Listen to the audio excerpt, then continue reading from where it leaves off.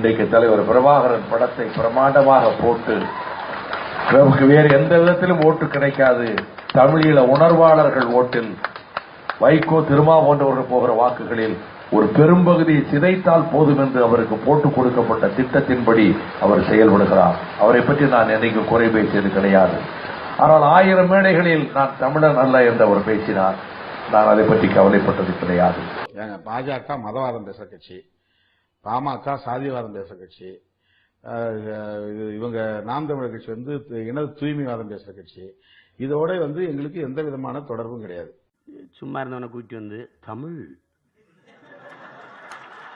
நம்ம தமிழர், நம்ம இனம், மானம் எல்லாத்தையும் சொல்லிக்கிட்டு இருந்தவங்களாம் காணா, நான் மட்டும் தனியா நின்று எப்படி இருக்கு பாருங்க. என்னடா விதமா பேசிருந்தீங்க. எல்லாம் பேசுனவங்களும் அங்கிட்டு நின்று இனவெறி பேசுறான், அது பேசுறான், இன தூய்மை பேசுறான்.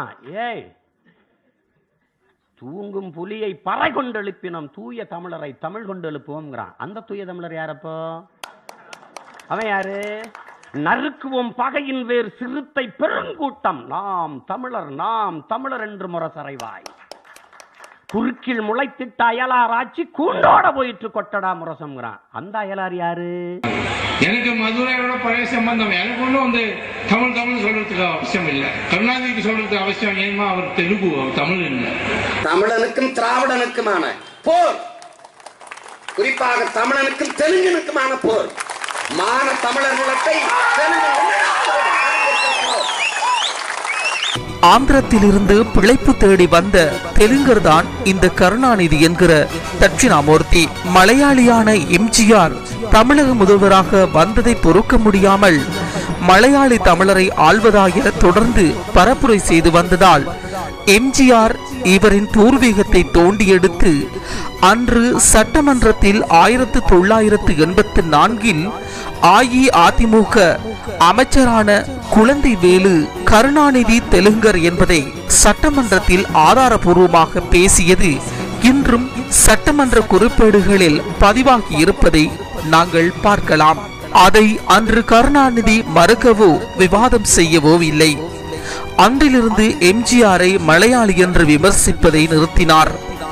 தாய்மொழியான தெலுங்கில் புலமை பெற்றவர்.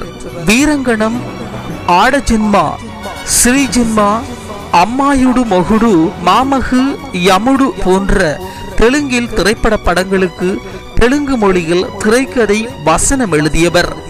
அந்த அளவிற்கு தெலுங்கில் மொழியாளுமை பெற்றவர். தெலுங்கு வருடப்பிறப்பிற்கு முதலாக அரசு விடுமுறையை அறிவித்தவர். ஆந்திர முதல்வர் ராஜசேகர் ரெட்டி இறந்ததற்கு விடுமுறை அறிவித்து தனது கட்சி கொடியை அரைக்கம்பத்தில் பறக்க வைத்து தனது இனப்பற்றை வெளிப்படுத்தியவர். தமிழக அரசு ஊழியர்களின் பெரும்பாலானோர் தெலுங்கர்களே. தலைமை செயலகத்தில் 100 விழுக்காடு தெலுங்கர்களே. இதற்கு காரணம் கருணாநிதி. தன் இனத்தை சேர்ந்தவர்களுக்கே தமிழன் என்ற போர்வையில் முன்னுரிமை கொடுத்து அரசு ஊழியர்களாக்கினார். அதற்கு தகுந்தவாறு 15 ஆண்டுகள் தமிழகத்தில் குடியிருந்ததால் அவர்களும் தமிழர்களே என்று சட்டம் இயற்றி மாற்றி அமைத்தவர்களை வல்லமை பெறச் செய்து தமிழர்களை பிச்சைக்காரர்களாக்கினார்.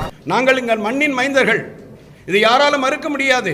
இந்த மண்ணுக்காக பல்வேறு விவசாயத்திலும் சரி, கோயில்கள் மற்றும் அனைத்து எது எடுத்தாலும் இந்த தெலுங்கு மக்கள் ஒரு நல்லதுக்காக செய்யக்கூடிய வல்லமை படைத்தவர்கள். நான் அதுக்காக பெரிய ஜாதி, நாங்கள் எல்லாத்தையும் வென்றுடுவோம் அப்படின்னு என்றைக்கும் பறைசாற்றியதில்லை. ஆந்திர பிரதேச ராஜாங்க విద్యాశాఖ మంత్రి తిరు మాణిక్య వరప్రసాదరావు గారికి ఈ చిత్రానికి మాట్లాడు రాసిన డాక్టర్ మహాకవి కట్టి పద్మారావు గారికి திமுக அரசியலில் சட்டமன்ற உறுப்பினர்களாக, அமைச்சர்களாக, மாவட்ட பொறுப்பாளர் முதல் அடிமட்ட பொறுப்பு வகிப்பவர் வரை பெரும்பாலானோர் தெலுங்கர்களே. அடிமட்ட தொண்டர்களாக இருப்பவர்கள் மட்டும் தமிழர்களே. தமிழ் என்று கூறி தமிழ் மொழியை அளித்தவர்.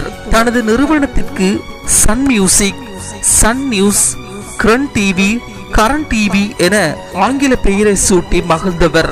தமிழ் பண்பாட்டை சீரழிக்கும் விதமாக இவரது தொலைக்காட்சியில் ஒளிபரப்பான மானாட மயிலாட நிகழ்ச்சியில் ஆபாசமாக நடனமாட வைத்து அப்போது நடந்து கொண்டிருந்த இறுதிக்கட்ட ஈழப்போரின் அவலங்களை பற்றி தமிழர்கள் அறியாமல் பார்த்து கொண்டவர். எவ்வளவு காயம், எவ்வளவு வலி. தற்போது தமிழகத்தில் களத்தில் உள்ளவர்களில் ஜெயா அம்மா கர்நாடகக்காரி, ஐயா கருணாநிதி ஆந்திராக்காரர், விஜயகாந்த் ஆந்திராக்காரர். யார்கிட்ட போய் சொல்றது, யார்கிட்ட போய் சொல்றது, யார நம்பி நிக்கிறது? எல்லாம் முடிஞ்சு, அழுதாச்சு, கண்ணீர் இல்லை, வெறும் காயம். இனி இவனையும் நம்பி எவனையும் நம்பி பயன் இல்லை. அன்னைக்கு எடுத்தமடா முடிவு. எனக்காக நீ சாப்பிட்டு எனக்கு பசியார போகுதா? என் மூச்சு காற்ற நீ சுவாசிச்சு நான் உயிர் வாழ முடியுமா? என் உரிமைக்கு நீ என்னடா போராடுவது? நானே போராடி பெறுவது. முடிவெடுத்தேன். வைகோவும் பேசுவார், அவரும் தமிழர் தெலுங்கு. வைகோவும் பேசுவார், அவரும் தமிழர் தெலுங்கு. தெலுங்குல ஒன்றும் தவறு இல்லை. என்னோட மருமகன் தெலுங்கு, அவரும் இந்தியன் தான். ஆனா இந்த தமிழ் சொல்ற பேசுறவர்கள் நீங்க உண்மையா பார்த்தீங்கன்னா உண்மையா தமிழன் இல்லை. அதை மறைக்கிறதுக்காக இப்படி தமிழன் பேசுறார்கள். நான் தமிழர் அல்ல என்று இந்த தமிழகம் முடிவு செய்யட்டும், நான் கவலைப்படவில்லை. இந்த உடல் இந்த மண்ணோடு போக போகிறது. அர்ஜென்டினாவிலே பிறந்த செகுவேராவை கியூபா ஏற்றுக்கொண்டது. நாங்கள் இந்த மண்ணில் பிறந்தேன், இந்த மண்ணில் வளர்ந்தேன், இந்த மண்ணுக்காகவே வாழ்கிறேன். என் வாழ்க்கையில் இந்த தமிழ் மக்களையும் தமிழ் மதத்தையும் தமிழ் வாழ்வாதாரங்களை காப்பாற்ற எந்த பிரச்சனை, அது காவிரியா, முல்லை பெரியாரா, மீத்தேனா, எதுவாக இருக்கட்டும், என் உரிமைக்கு நீ என்னடா போராடுவது? நானே போராடி பெறுவது. முடிவெடுத்தேன். சுய விளம்பரத்துக்கு சொல்லவில்லை, என் ரத்தத்தோடு கலந்தது. என் வாழ்வில் தமிழருக்கு ஒரு தேசம் வேண்டும், ஈழத் தமிழருக்கு ஒரு தேசம் வேண்டும். எல்லாம் நடிப்பு, எல்லாம் வேஷம். நான் சாதாரண ஆளு. திமுக தலைமை, அதிமுக தலைமைக்கு அறிவுரை சொல்ற அளவுக்கு எனக்கு தகுதி கிடையாது. ஆனா திராவிட இயக்கத்துக்கு 50 வருஷம் உழைச்சவங்கிற முறையில் சொல்றேன். திராவிட இயக்கத்தை அழிச்சு போடலாம்னு நினைச்சிட்டு சந்தடி சாக்களை சில பேர் திராவிட இயக்கத்துக்கு ஒண்ணும் கிடையாதுன்னு தேசிய உணர்வாளர்கள் தமிழ் தேசியம் பேசிட்டு கொஞ்சம் பேர் கிளம்பி இருக்காங்க. இத மனசுல வச்சுக்கிட்டு மத்த சண்டையா எலெக்ஷன்ல வச்சுக்கிடுங்க. இது பொது எதிரி, நம்ம கால் உன்னை விடக்கூடாது. இந்த மனப்பான்மைய ரெண்டு கட்சியில் உள்ள தொண்டர்களோ தலகர்த்தர்களோ யோசிங்க, ரெண்டு கட்சி தலைமை யோசிங்க. அதிமுக திமுக இந்த இரண்டு கட்சியினுடைய பிரதிநிதிகளுக்கு தொண்டர்களுக்கு நான் கோரிக்கை விடுக்கிறேன். உங்களுடைய பிரச்சனைகளை, உங்களுடைய போட்டியை, உங்களுடைய சண்டையை தேர்தல் களத்தில் வைத்துக் கொள்ளுங்கள். திராவிடத்தை அழிக்க வேண்டும் என்று பொது எதிரி தேசியம் என்ற பெயரிலும் தமிழ் தேசியம் என்ற பெயரிலும் வருகிறார்கள். அவர்களை காலூன்ற அனுமதிக்க கூடாது. அப்படி சொல்லவே இல்லை. சந்தடி சாக்களை சில பேர் திராவிட இயக்கத்துக்கு ஒண்ணும் கிடையாதுன்னு தேசிய உணர்வாளர்கள் தமிழ் தேசியம் பேசிட்டு கொஞ்சம் பேர் கிளம்பி இருக்காங்க. இது பொது எதிரி, நம்ம கால் உன்னை விடக்கூடாது. அப்படி சொல்லவே இல்லை. எப்படி இருக்கு? சந்தர்ப்பவாதம், அரசியல் லாபம், சிக்கி சிக்கி சிவஞ்சு போனமடா என் அருமை பிள்ளைகளே. எல்லாரையும் நம்பி நம்பி நாதியற்று போனமடா. தலைவர் பிரபாகரனுடைய படத்தை பார்க்கிறேன். இதை போட்டு நாங்கள் ஓட்டு கேட்கிற இந்த வேலையை நாங்கள் என்றைக்கும் செய்தது கிடையாது. காரணம், இதற்கு ஓட்டு கிடைக்காவிட்டால் விடுதலை புலிகளுக்கோ ஈழத்துக்கோ ஆதரவில்லை என்று சொல்லுவார்கள் என்ற ஒரு காரணத்துக்காக ஓட்டு கேட்போது அதை நாங்கள் பயன்படுத்துவது கிடையாது. பார்வதி அம்மாள் கொடூரமாக இருதயமற்ற அரக்க மனப்பான்மையோடு கருணாநிதி திருப்பி அனுப்ப ஏற்பாடு செய்தார். இன்னைக்கு கருணாநிதி இன துரோகின்றா, அன்னைக்கு யார்? போரின் சுவடு ஆறாத, ரத்த வாடை காயாத, எங்கள் பிணத்தில் வாடை மாறாத நேரத்திலே திமுகவை நீங்க ஆதரிச்சீங்களா இல்லையா? இமயம் சேராவ ஜெவராஜ் கிட்ட அந்த இமயம் தொலைக்காட்சியில திமுகவுக்கு கருணாநிதிக்கு எதிராக எந்த செய்தியும் வரக்கூடாது என்று சொன்னீங்களா இல்லையா? மறுமலர்ச்சி திராவிட முன்னேற்ற கழகத்தின் 2ஆம் கட்ட தலைவர்கள் எங்களை ஆதரித்து வேலை செய்யறது மகிழ்ச்சியாக இருக்கிறது என்று ஐயா கலைஞர் அவர்கள் அறிக்கை கொடுத்தாரா இல்லையா? இல்ல இல்ல நாங்க ஆதரிக்கல என்று ஏன் நீங்க மறுக்கல? பதில் உண்டா? பூட்டிய இரும்பு கூட்டின் கதவு திறந்தது, சிறுத்தையே வெளியே வா. எளியன உன்னை இழந்தவர் நடுங்க புலியன செயல் செய்ய புறப்படுவதையே. நம்பினை பகலினை நல்லில் என்று சிங்கு பறவையே சிறகை விரி எழு. சிங்க இளைஞனே திருப்பு முகம் திறவழி. இங்கும் நாட்டிற்கு எலி கழுதை ஆட்சியாக இருக்கிறான். இந்த கழுதை யாரா? யாரு? நான் பிறகு முன்னாடி பாடிட்டு போயிட்டாங்க. நான் பிறகு முன்னாடி பாட்டேன்.